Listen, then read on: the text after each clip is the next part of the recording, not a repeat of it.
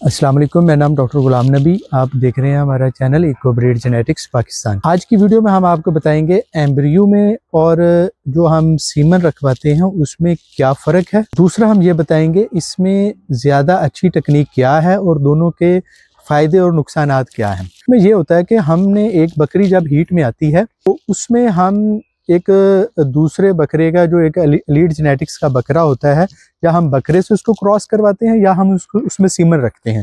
उसमें होता ये है कि 50% जो उसमें जीन या उसमें ब्लड आना होता है वो फीमेल की साइड से आता है और 50% मेल की साइड से आता है। और जो बच्चा आता है उनमें एनिमल्स की हाफ खसूसियात होती हैं।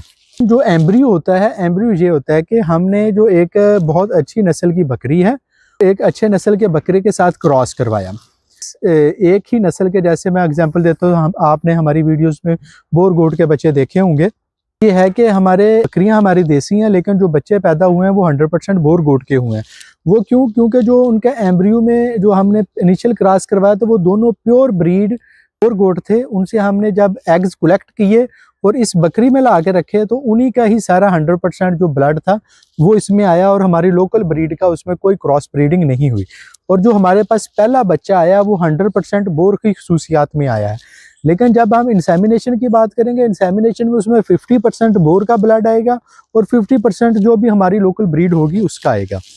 में हम इन दोनों टेक्निक्स को कैसे यूज़ कर सकते हैं अगर हमने अपना 100% बोर पे हर्ड लेके जाना है। और दूसरा ये है कि हमने एनिमल्स बोर के प्योर लेने हैं तो हम एम्ब्रियो पे जाएंगे और हमारा जो पहला बच्चा ही आएगा वो 100% बोर गोट का आ जाएगा। लेकिन जब हम इंसेमिनेशन में जाएंगे, इंसेमिनेशन में हमारे पास जो पहला बच्चा आएगा वो 50% बोर का होगा, उसका जो आगे बच्चा आएगा वो 75 होगा, जो उससे आगे बच्चा आएगा वो 87% होगा। मतलब कि आपको 5 से 6 साल लग जाएंगे जिसमें आप मोर देन 90% ब्लड बोर गोट पे जाएंगे। तो इसीलिए जो बोर गोट का फ़ायदा ये है कि उसकी फीड एफिशिएंसी बहुत अच्छी है, ग्रोथ उसकी बहुत अच्छी है। तो इसलिए हमें एम्ब्रियो ट्रांसफ़र पे जाना चाहिए ताकि हम अच्छी नस्ल और इकोनॉमिकल वायबल नस्ल का हम इंतखाब कर सकें। दूसरा ये है कि इसमें हम ये देखते हैं कि आसान तकनीक कौन सी है। तो उसमें आपको भी पता होगा कि इंसेमिनेशन बहुत आसान तकनीक है, लेकिन एम्ब्रियो में थोड़ा सा एक्सपर्टी चाहिए होती है। तो इसका एम्ब्रियो का ये एक नुकसान है कि आपको थोड़ा सा उसमें एफर्ट ज़्यादा चाहिए होती है, लेकिन उसका बेनिफिट्स उस लिहाज से ज़्यादा है।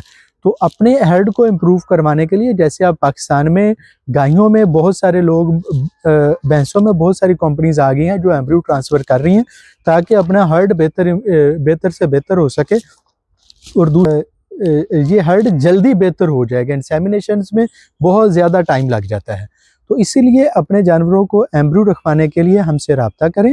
एंड में हमारा नंबर होगा, उस पर आप कॉन्टैक्ट करके हमसे रब्ता कर सकते हैं। जो भी हमारा अगला प्रोटोकॉल होगा जिसमें हमने ट्रांसफ़र करने हैं तो उसमें आप अपने एनिमल्स को भी एम्ब्रियो ट्रांसफ़र प्योर बोर गोट के भी करवा सकते हैं, सेनन के भी करवा सकते हैं। और हम कुछ और ब्रीड्स पे भी काम कर रहे हैं, डॉर पर शीप पे भी काम कर रहे हैं। तो सबके आपको एम्ब्रियोज भी मिल जाएंगे और इन फ्यूचर आपको सबके सीमन्स भी मिल जाएंगे। जो लोग होंगे कि हमने क्रॉस ब्रीडिंग पे जाना है तो उनके लिए सीमन भी अवेलेबल होंगे। Thank you.